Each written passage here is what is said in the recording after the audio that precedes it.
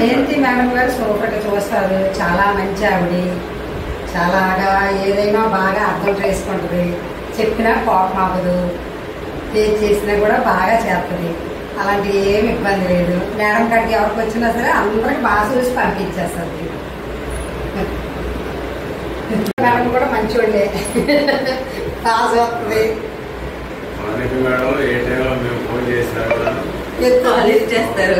Call lift చేసి చెప్తుంది.